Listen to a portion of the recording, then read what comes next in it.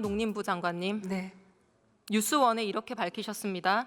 당시 상황은 반대 의견을 말할 수 있는 자리 아니었다. 찬성이냐 반대냐를 묻는 자리 아니었다. 계엄인지 알았으면 국무회의 안 갔을 것이다. 맞습니까? 맞습니다. 저는 계엄인지 알았으면 국무회의 안 갔을 거다라는 말을 보고요. 기가 막혔습니다.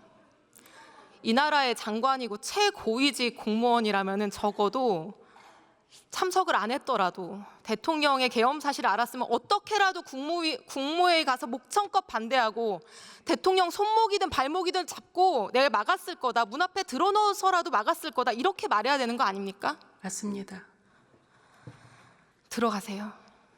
근데 의원님 하나만 말씀드려도 될까요? 네. 네. 그날 저는 10시 10분에서 15분 사이에 회의장에 들어갔는데요. 회의에 시작이 없었습니다. 그러니까 대기하는 상태였다고 보시는 게 좋고요.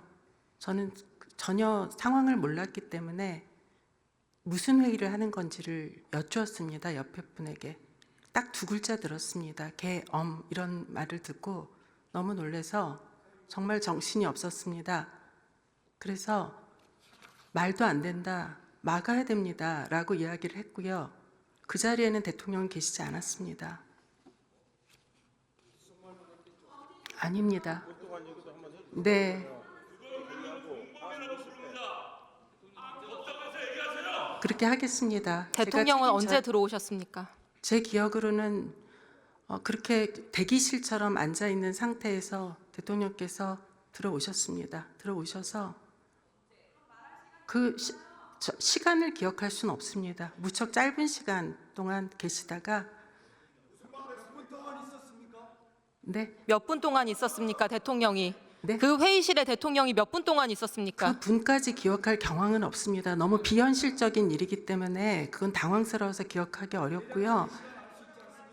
제 기억으로는 2, 3분 정도인데 그 자리에 계신 분들이 발표가 이루어지는 것도 사실은 그 자리에 회의에 있는 국무위원들은 사실 몰랐습니다. 그러니까 왜냐하면 회의의 끝이 없었기 때문입니다. 그러니까 지금 회의를 마칩니다라는 선언이 없는 상태에서 잠시 들어오셨다가 나가셨습니다. 나가셨고 앉아 계신 분들이 당황해하면서 어디 가신 거냐 이런 상황에서 누군가가 휴대전화로 틀었습니다. 근데 육성이 흘러나온 겁니다. 그래서 그런 상태입니다. 그러니까 의원님 말씀하신 대로 바짓가랑이라도 붙잡고 몸으로라도 막을 수 있는 그런 상황이 안 됐습니다.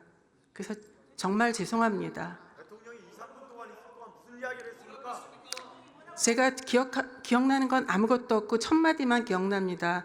누군가와 의논하지 않았다라고 말씀하셨습니다. 첫 마디는 그렇게 시작했고 저는 아무 생각이 안 났습니다. 머릿속이 하였습니다.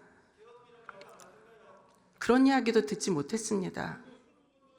아닙니다. 그거는 제가 확인할 길은 없습니다. 제 기억이 정확하지 않을 수 있습니다. 저는 그날 너무 경황이 없어서 정확하지 않을 수 있지만 제가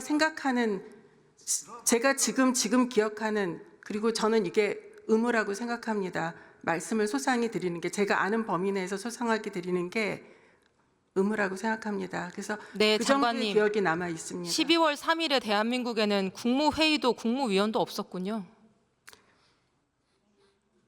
저는 국무회의라고 보기는 어렵다고 생각합니다. 들어가셔도 좋습니다. 네. 박성재 장관, 육부위라니까 더 길다고 했는데 2, 3분 아닙니까? 2, 3분 아니에요. 2, 3분. 지금 2, 3분 만난 거 아니에요, 대통령을. 무슨 얘기가 더 길어요? 자, 국무위원 여러분, 제가 이렇게 말씀드립니다.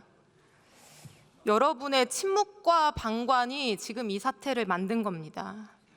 12.12 군사 반란에 가담했던 이희성 계엄사령관, 주영복 국방부 장관이 여러분들과 똑같은 말을 했었습니다. 재판정에서. 나는 힘이 없었다. 할 수 있는 게 없었다. 슬라이드 보여주세요. 서울고등법원 이렇게 판결했습니다. 다른 사람의 힘에 밀려 그 소임을 다하지 못했다고 변명하는 것은 하급 관료의 일이고 피고인들과 같이 지위가 높고 책임이 막중한 경우에는 이러한 변명이 용납되지 않는다. 여러분보다 지위가 낮은 어떤 군인은 그날 성관이 진입 임무에 항의하다가 구타를 당했고요. 계엄에 차출된 어떤 방첩사 군인들은 편의점에서 라면 먹고 거리를 배회하다가 일부러 시간을 끌었습니다. 법무부 감찰관은 위헌적 계엄에 따른 명령 받아들일 수 없다면서 곧바로 사표로 저항을 했고요. 대한민국 최고위직에 계신 국무위원님들 정말로 부끄럽지 않습니까? 뭐하러 그 높은 자리에 앉아 계십니까?